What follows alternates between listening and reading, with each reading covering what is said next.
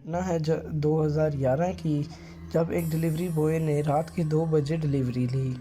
یہ ڈیلیوری سیدھا قبرستان کے سامنے تھی اور اس کو پیسے زیادہ مل رہے تھے، تو اس نے بغیر سوچے سمجھے ڈیلیوری پر ہاں کر دی اور ایک ڈرتے ڈراتے قبرستان کے راستے سے گزرتا ہوا اس جگہ پر پہنچا۔ یہ سیڑھیاں چڑھ کر گیٹ پر پہنچا تو ایک 10 سال کا بچہ وہاں سے آیا۔ اس نے سفید کلر کی شلوار قمیض، آنکھیں جھکی ہوئی تھیں۔ بنا بولے اس نے اس کے ہاتھ میں ایک لفافہ تھما دیا اور اس کو اشارہ کیا، جاؤ۔ اس نے پوچھا کہ کیا ہے اس میں؟ اس نے صرف انگلی سے قبرستان کی طرف اشارہ کر دیا۔ اس کی انگلیاں بہت ٹھنڈی ہوئی تھیں اور نیلی تھیں۔ یہ لڑکا وہاں سے فوراً نکل گیا ڈرتے ہوئے۔ پورا راستہ لفافہ گرم ہوتا گیا جیسے کوئی ہیٹر ہو اندر۔ چنگی کے قبرستان کے باہر پہنچا تو گیٹ بند تھا۔ 2:15 ہو رہے تھے۔ اچانک لفافہ خود بخود پھٹنے لگا۔ اندر کاغذ نہیں تھا اور یہ ایک دم ڈرنے لگ گیا، اور یہ دیکھتے ہوئے کہ اندر اس کے نام کا ہی مٹی سے بنا ہوا پتلا تھا۔ اس کے پتلے پر سیم ٹو سیم وہی کپڑے پہنے ہوئے تھے جو اس نے ابھی پہنے ہوئے تھے، اور ایک پرچی تھی پتلے کے بیچ میں، جس پرچی پر لکھا ہوا تھا کہ اگلا نمبر تمہارا ہے، ٹائم 2:18۔ اس نے موبائل دیکھا تو 2:17 ہو چکے تھے۔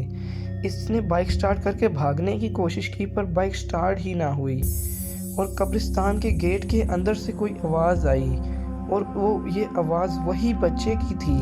اب وہ گیٹ کی دوسری طرف کھڑا تھا، اندر ہنس رہا تھا۔ اس کے دانت نہیں تھے بلکہ ایک خوفناک راکشس کی طرح کے دانت تھے۔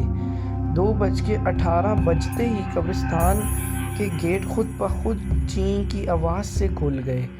بچہ بولا، نہیں۔ اس کی آواز دماغ میں آئی۔ اس کی آواز سیدھا اس کے لڑکے کے دماغ میں آئی، اندر آ جاؤ، تمہاری ڈیلیوری رہ گئی ہے، اپنی مٹی اٹھانی ہے۔ بچہ بولا۔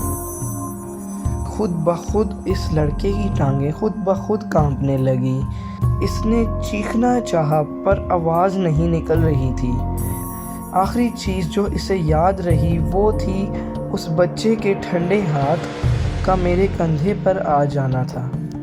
صبح لوگوں نے اس لڑکے کی بائک قبرستان کے گیٹ پر کھڑی دیکھی۔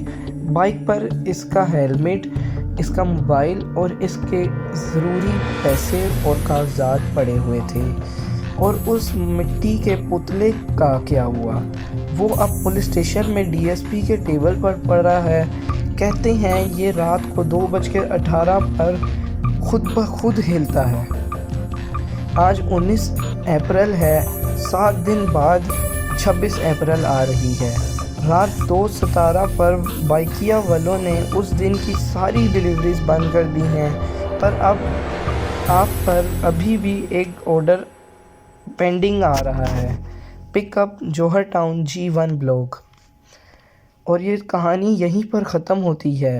لڑکے کا کوئی پتہ نہیں چلتا اور وہ دوبارہ کبھی سامنے نہیں آیا۔